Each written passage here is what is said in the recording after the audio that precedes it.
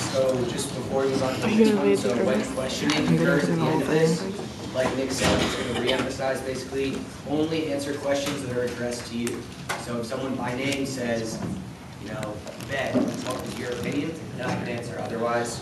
And one additional comment to that effect is when we open up questions to the general public, and this hasn't been an issue so far, but in general, those questions I expect to be impartial and fact-finding. If they are not, I will shout you down, and if I find anyone being not considerate to the candidates, I will ask you to leave. So please, it's been fine so far, but that's something I should make sure of.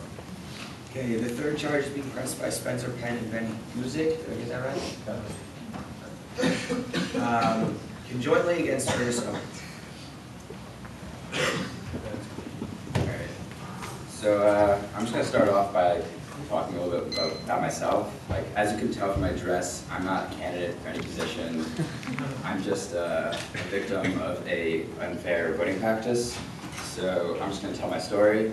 I was eating dinner at Hill on Tuesday, September 28th, and Ernest Owens came up to me, approached me with a laptop, asked me if I had voted yet. I said, no, I want to vote.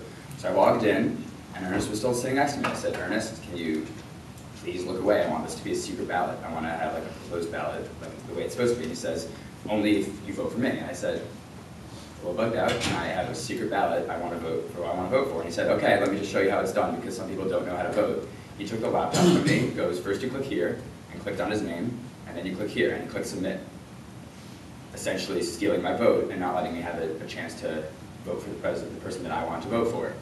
So I said, that's not all right. And he said, oh, you can just refresh, it's fine, it's not a big deal. I clicked refresh, and my vote had been gone, taken away from me. I was a little upset, a little shaken up, he left, and what turns out happened, he also did it to another friend of mine who was sitting at my table, a girl sitting next to me, and I found him doing it to other people on the other side of the hill. And afterwards, I told him about it. And yeah, so when Ben approached me, I assumed he would just tell a story of like a candidate came and offered his computer, typical vote solicitation. But the story that followed was far more foul, as you can tell.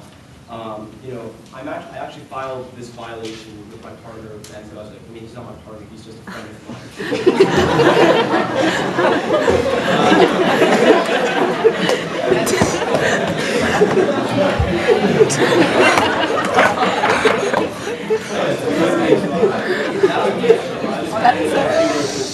Oh, Ben, stay up here.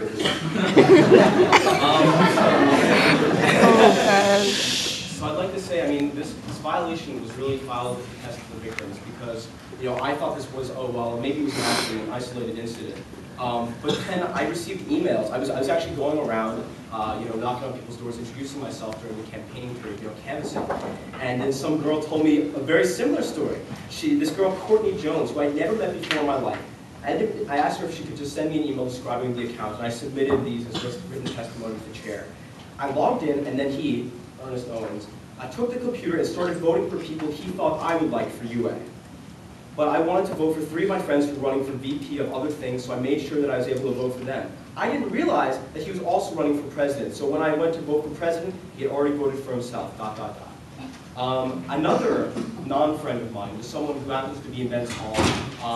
Sarah, who's actually right there in the top right corner of the seating arrangement, writes, I logged into my account, and after having been directed to the voting screen, Owens reached over to, quote, show me how to do it.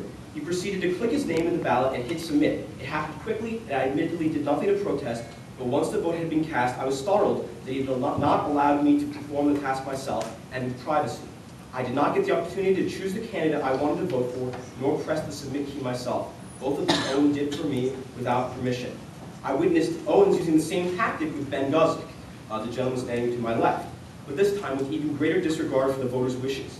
After agreeing to log into his account, Guzik attempted to turn the laptop away from Owens' vision, saying, quote, I would like to cast this as a secret ballot. Owens protested and somehow managed to maneuver a way to submit Guzik's vote in his favor as well. This left Guzik understandably upset, and I was personally struck at the blatant nature of Owens' coercion. During the same dinner, we overheard another student complaining that Owens had used a similar tactic on her. and at the end of the evening, we realized the gravity of the situation. I'm convinced that Owens' approach to collecting votes included inappropriate practices of deception and violation that may even warrant the title of voter theft. Now, despite what ad hominem attacks may come via mass and email abandon me, this is nothing personal, this is merely professional.